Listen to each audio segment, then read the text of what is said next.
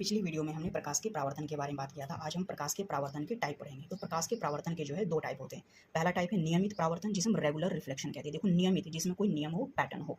तो नियमित परावर्तन का क्या होता है, जब प्रकाश किरणें किसी चिकनी सतह से टकराती है तो परावर्तन के बाद जो होती है प्रकाश किरणें पैरेलल और एक निश्चित दिशा में निकल जाती है। इसे नियमित परावर्तन कहते हैं। देखो प्रकाश किरणें दर्पण से टकरा रही है, किसी चिकनी सतह से टकरा रही है। तो जब किसी चिकनी सतह से टकराएगी तो परावर्तन के बाद एक समानांतर पैरेलल और एक निश्चित दिशा में निकलती है। इसे ही हम नियमित परावर्तन कहते हैं। इसमें पैटर्न नजर आ रहा है, पैरेलल आ रही है और पैरेलल ही निकल रही है। ठीक है, आने वाली प्रकाश किरणों को हम आपतित किरण कहेंगे, इंसिडेंट रे, और जाने वाले को परावर्तित किरण, रिफ्लेक्टेड रे। ठीक है, और ये समतल दर्पण है। ठीक है, या कोई चिकनी सतह आप मान सकते हो, कोई भी चिकनी सतह, स्मूथ सरफेस से नियमित परावर्तन होता है। ठीक, अब हम बात कर लेते हैं सेकंड टाइप के बारे में। सेकंड होता है अनियमित परावर्तन, जिसे हम अनियमित परावर्तन के बारे में, विसरित परावर्तन के बारे में।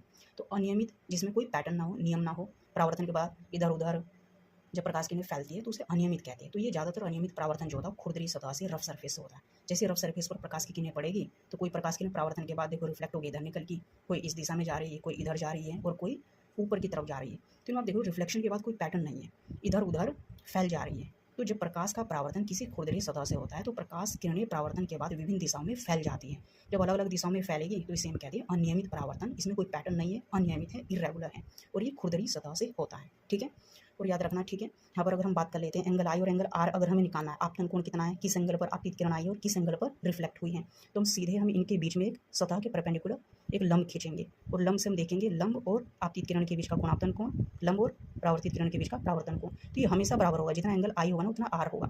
तो आपतित किरण जिस एंगल पर जाएगी ना उसी एंगल से रिफ्लेक्ट होगी। तो यहाँ पर भी एंगल आई बराबर एंगल आर होगा। ठीक है, अगर यहाँ पर भी हम बात कर लेते हैं अनियमित वाले में, रफ सरफेस वाले में भी अगर हम इन दोनों के बीच में परपेंडिकुलर खींच लेते हैं तो परपेंडिकुलर खींचेंगे तो ये एंगल आई हो गया और इधर वाला एंगल आर हो जाएगा। तो यहाँ भी दोनों बराबर ही होंगे। देखो यहाँ पर भी एंगल आई और एंगल आर, जिस एंगल पर प्रकाश किरणें सतह से टकराएगी उसी एंगल पर निकलेगी। तो यहाँ पर भी प्रकाश के परावर्तन के नियम लागू हो रहे हैं, एंगल आई और एंगल आर।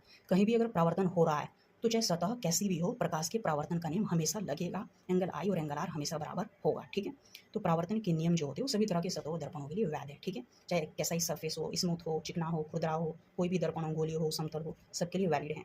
इनके कुछ एग्जाम्पल है। ठीक है, अनियमित परावर्तन के, ठीक है, जैसे कमरे की जो खिड़की में लगा जो कांच होता है ना, वो प्रकाश को चारों दिशाओं में फैला देता है, इसीलिए उससे जो प्रकाश निकलता है तो हमें आंखों पर ज़्यादा चमकने लगती है।